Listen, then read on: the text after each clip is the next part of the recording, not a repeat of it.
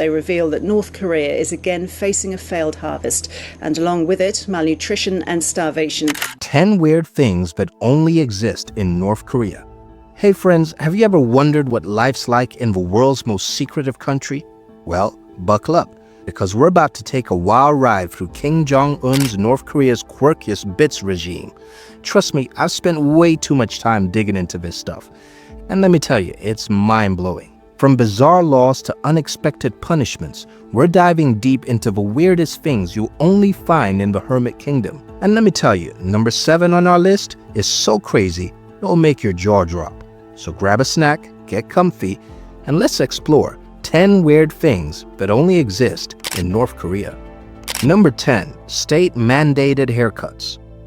North Korea has just released state-sanctioned guidelines for haircuts involving men. In fact, they want all men to have the exact same haircut as Kim Jong-un. North Korea controls the hair its citizens must make. The government enforces a strict policy of approved hairstyles, with 15 options, each for men and women. This regulation is not merely aesthetic, it's a form of social control. Men face severe restrictions. Their hair must not exceed 5 centimeters, though older men are allowed up to 7 centimeters. Spikes and hair gel are strictly forbidden and viewed as symbols of Western decadence.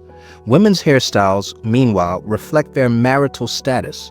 Married women must keep their hair short, while single women can wear longer styles, often with curls at the ends. Interestingly, Kim Jong-un's own distinctive haircut is off limits to the public. However, in 2015, reports suggested that men were ordered to copy his style. Those who didn't comply risked forced haircuts, especially in universities. Hair salons across North Korea display guides of acceptable styles. Deviating from these approved cuts can lead to punishment. Even Kim's wife, Ri Sol-ju, influences fashion, with women encouraged to adopt her bob hairstyle. This rigid control over hairstyles demonstrates the extent of North Korea's reach into personal expression and individuality.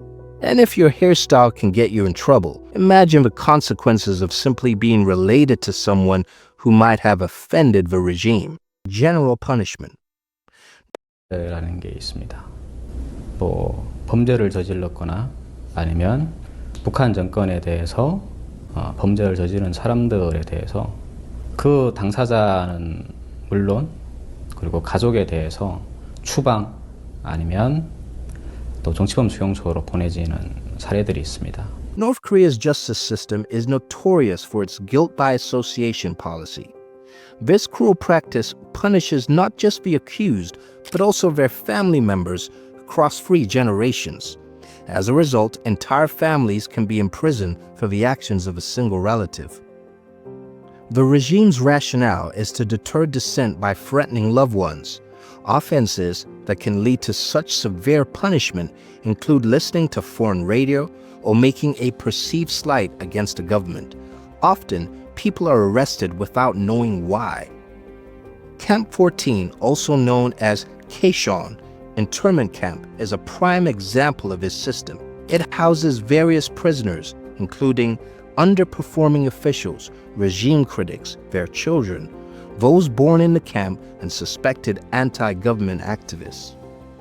In these camps, prisoners face harsh conditions and forced labor. They work in mines, factories, and farms. Surprisingly, livestock raising is considered a better job, as it allows prisoners to steal food or scavenge animals' waste for undigested grains. This system of collective punishment effectively creates a caste of political criminals from birth, trapping generations in a cycle of oppression and forced labor. Just like a fabricated settlement that exists only to deceive, some families find themselves trapped in an equally artificial existence. Number 8.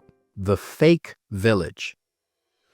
On the North-South Korean border lies a curious sight. Kijongdong, also known as the Peace Village. This settlement, constructed after the Korean War, is part of a unique agreement allowing each side to maintain one village in the Demilitarized Zone, DMZ. At first glance, Ki-jong-dong appears to be a thriving community. North Korea claims it houses schools, a hospital, and over 200 residents. However, closer inspection reveals a different story. In reality, Ki-jong-dong is uninhabited. It's a propaganda tool designed to entice South Koreans to defect. The buildings are mere shells, lacking floors and interior walls. Only a few caretakers occasionally clean the streets to maintain the illusion. Despite its emptiness, the village is brightly lit at night. This facade of activity is part of the elaborate deception. Interestingly, the village once broadcast propaganda messages and patriotic songs. In response, South Korea countered with K-pop music, adding a touch of irony to this Cold War relic. This fake village stands as a testament to the ongoing tensions and propaganda efforts between North and South Korea, even decades after the war's end. Much like how this fake village masked the truth, the government goes to extreme lengths to control the flow of information. Number 7. Internet restrictions. Reports are coming in that the North Korean internet, such as it is, may be down. Take a listen to Murray Hoff from the State Department. North Korea's approach to internet access is notably restrictive. While the country has some broadband infrastructure, most citizens are limited to Kwangmyeong, a domestic-only network. Global internet access is a privilege reserved for a select few. According to estimates, only a few thousand North Koreans have internet access. These users are primarily high-ranking officials, NGO members, and government ambassadors. However, even for those privileged few, internet use is heavily monitored and controlled. The process of gaining internet access is rigorous and time-consuming. Users face constant surveillance with librarians monitoring their activity. Moreover, screens freeze every 5 minutes, requiring fingerprint authenticity to continue. Sessions are typically limited to 1 hour, with extensions requiring additional approval. In a significant move, in April 2016, North Korea blocked popular social media platforms such as Facebook, YouTube, and Twitter. This decision was reportedly made to control the spread of information. These strict measures highlight North Korea's tight grip on information flow, effectively silencing online voices and limiting citizens' exposure to global perspectives. And if controlling information wasn't enough, wait until you see how they limit even the most basic forms of entertainment. Number 6. Limited television channels. In North Korea, television options are severely limited. Unlike many countries where streaming services are common, North Koreans can access only 4 state-controlled channels. These include Central TV for political news, Manzadu for foreign news, a sports channel, and a cable line channel for live programming. Historically, television access was even more restricted before the 1990s. Only 1 channel was available on weekdays, with 2 on weekends. Today, these channels typically broadcast from daytime to prime time. The content on North Korean media follows a strict narrative. Stories often focus on content workers, loyal soldiers, and the achievements of former leaders, Kim Il-sung and Kim Jong-il. Additionally, the United States is frequently portrayed as an imperialist aggressor, while South Koreans are depicted as puppets. News reports in North Korea follow a predictable pattern. They usually begin by praising current leader Kim Jong-un and highlighting foreign respect for him. Subsequently, the narrative often shifts to criticizing the United States, either directly or indirectly. Interestingly, North Korean media also promotes specific dietary practices, encouraging citizens to have only 2 meals a day. While the government claims this is for health reasons, many speculate it's due to food shortages. The consequences of watching Western television can be severe, potentially resulting in being sent to labor camps. This underscores the tight control North Korea maintains over its airwaves and the information its citizens can access. If you find this video informative and eye-opening, we'd love to hear your thoughts. Please take a moment to like and share your comments below. What surprised you most about North Korea? Do you see any parallels or stark differences with your own country? Your insights and reactions are valuable to us and our community. Meanwhile, these entertainment restrictions pale in comparison to the near impossible task of simply trying to move from one place to another. Number 5. Travel restrictions. Travel from North Korea is being banned as part of a new order signed by President Trump. In North Korea, freedom of movement is drastically limited. Citizens cannot freely travel between provinces or leave a country without government approval. Even family visits require official documentation from the local People's Committee. Tourism within North Korea is restricted to specific locations, such as Mount Piktu and the Piktu secret camp, supposedly Kim Jong-il's birthplace. While field trips are organized for model workers and students, many participate out of fear of political repercussions rather than genuine interests. Foreign visitors, especially aid workers, face intense scrutiny and are barred from certain areas. This strict control extends to all aspects of movement within the country. North Korean law considers unauthorized departure from the country as treason, punishable by death. Despite these risks, some attempt to escape. Those caught face brutal consequences, including severe beatings, forced labor, torture, and imprisonment in political camps. Border security is extreme, with guards ordered to shoot anyone crossing without permission. Fatalities resulting from these orders have been reported, highlighting the deadly seriousness of these restrictions. The government's tight control over movement serves to isolate its citizens, limiting their exposure to outside influences and maintaining the regime's power. This policy of restricted movement is a key component of North Korea's authoritarian rule, effectively turning the entire country into a tightly controlled zone. And should you dare to challenge your movement restrictions, the price of disrespect becomes terrifyingly clear. Number 4. Price of disrespect. Showing respect to the Kim dynasty and the state is not optional, it's mandatory. Citizens, immigrants, and tourists must demonstrate unwavering loyalty to Kim Jong-un, his family, and the government. Any perceived disrespect is treated as blasphemy, resulting in harsh penalties. Every household is required to display portraits of Kim Il-sung and Kim Jong-il prominently. Government inspectors regularly check homes to ensure compliance. These images must be meticulously maintained. Even dust on the portraits can lead to severe consequences. The price of disrespect in North Korea is steep. For instance, falling asleep during Kim's speech can result in execution.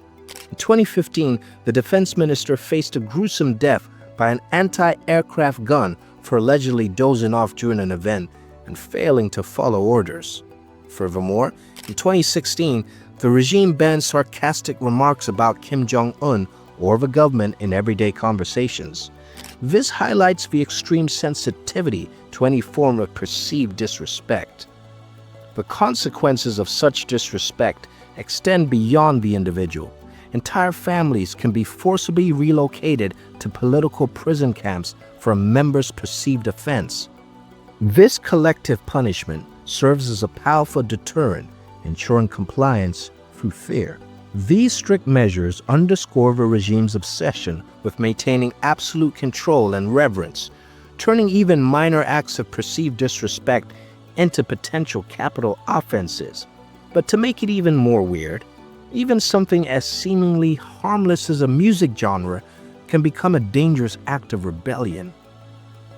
Number 3. Suppression of Kpop. Across the border, there's growing fandom for South Korean music and TV shows. Authorities in Pyongyang, however, is responding by cracking down on those who access select foreign media contents, saying such violations are punishable by death. North Korea's stance on K-pop is highly hostile.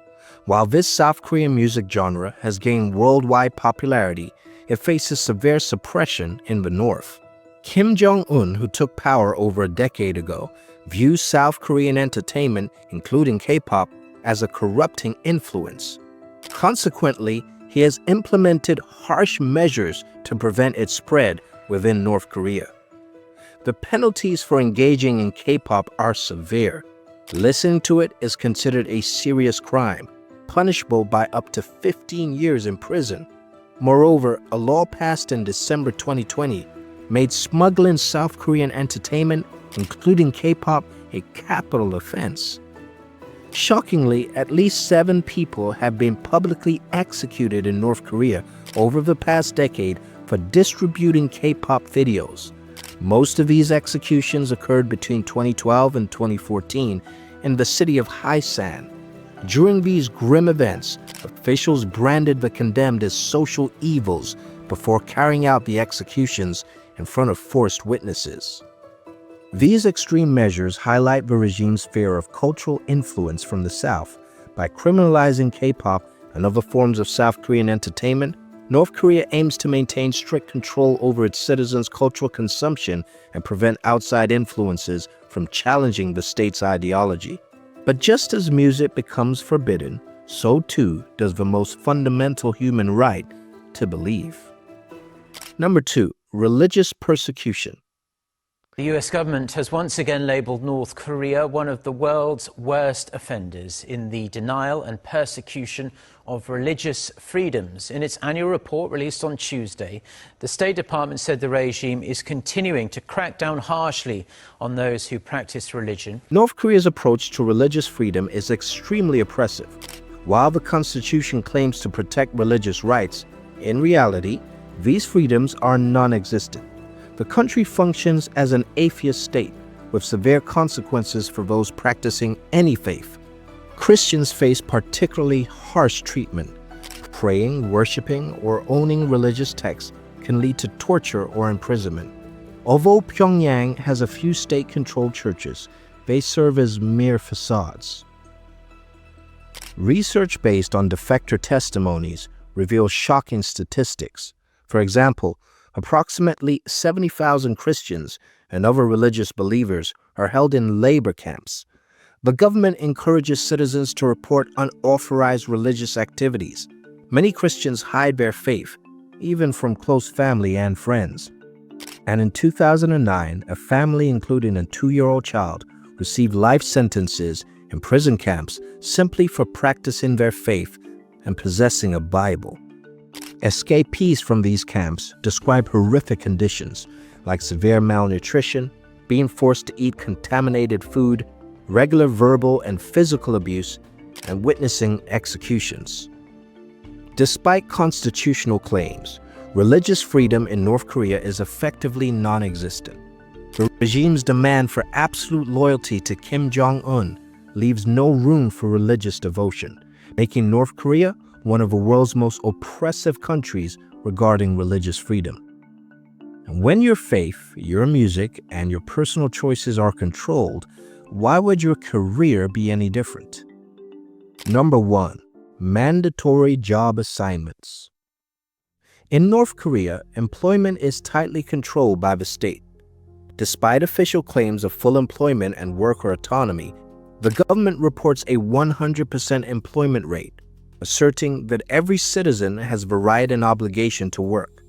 Moreover, the state claims that individuals can choose their occupations based on personal preferences and abilities, promising stable jobs and favorable working conditions. However, the reality is starkly different. North Korean citizens lack the freedom to select their own careers. Instead, the state assigns jobs through a rigid, centralized system. This process begins with high school graduates completing a document, which their schools then evaluate. Subsequently, these documents are forwarded to a designated department that screens graduates and allocates them to various enterprises within their regions. Crucially, job assignments are not based on individual qualifications or skills. Instead, they are determined by 2 primary factors: social caste and political inclinations. This system prioritizes an individual's background and perceived loyalty to the regime over their personal abilities or educational achievements. Furthermore, once assigned to a position, North Korean workers face significant obstacles in changing jobs. the concept of career mobility is virtually non-existent, with most individuals remaining in their assigned roles until retirement. This lack of flexibility further reinforces the state's control over the workforce and limits personal growth and development opportunities. The stark contrast between the official narrative and the actual employment situation in North Korea highlights the regime's tight grip on its citizens' lives. While the government promotes an image of worker autonomy and full employment, the reality is a system of state-controlled job assignments that prioritize political considerations over individual skills and preferences. This rigid employment structure has far-reaching implications for North Korean society. It limits personal freedom and economic mobility and hampers overall economic efficiency and innovation. By assigning jobs based on political factors rather than merit, the system fails to optimize the use of human resources and skills within the country. We've reached the end of our video on North Korea's WIERD system. If you found it interesting, please like and subscribe for more engaging content. Please share the part you think was the most weird in the comments below. Thanks for watching.